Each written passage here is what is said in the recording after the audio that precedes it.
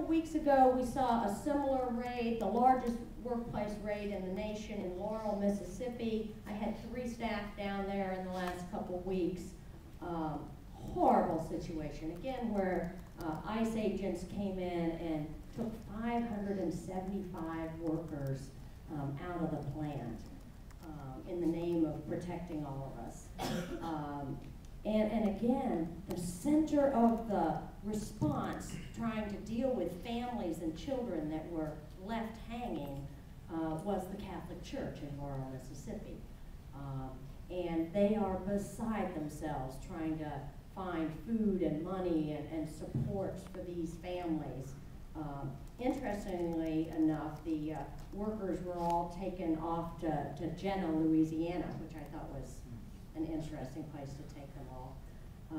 But there's this rage stuff is happening all over the country. We're in the process right now of developing a congregational guide to help congregations be prepared to respond when there's a raid in your town. The Catholic bishops just last week, Kevin will probably tell you more about this, came out with a really great statement against the raids. The raids, you should be covering the raids if you're not. 4th area for coverage, wage theft.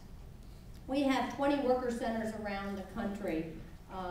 The #1 problem that they see is workers having their wages stolen. And the worst stealing of wages occurs among immigrant workers. And these worker centers are all supported by the religious community. I just got an email night before last from our worker center leader in Northwest Arkansas. And, she's got 30 workers working in a poultry plant, all immigrants. They signed a statement about, working conditions. It was signed in English. They only speak Spanish. By the time the deductions are taken out for their travel to get them there and the housing, she had all these workers that were getting paid $1 a week for work. And it's a poultry plant, right? This is not a mom and pop shop that doesn't know the law, right? This is a poultry plant. But the DOL did find that 100% of poultry plants were not in compliance with wage and hour laws, right? So there's an ongoing problem there. So this wage theft thing is a big deal. I actually have a new book coming out on Thursday, in November on, I actually wanted the title to be Thou Shalt Not Steal, but the publisher wanted it to be Wage Theft in America. So that's the title. But it is all about immigrant workers having their wages stolen, because it is not a small problem. It is widespread throughout the nation. 5th area that I think is of interest to folks is religious accommodation in the workplace. Just the other day, 500 Muslim workers walked out of a meat processing plant in Grand Island, Nebraska. Another 100 or so walked out in Greeley, Colorado, over their break time in the meatpacking plants. We're having, companies are going to have to adjust to the incredibly diverse workforce that we have in this society. And the accommodation that used to exist doesn't work any longer.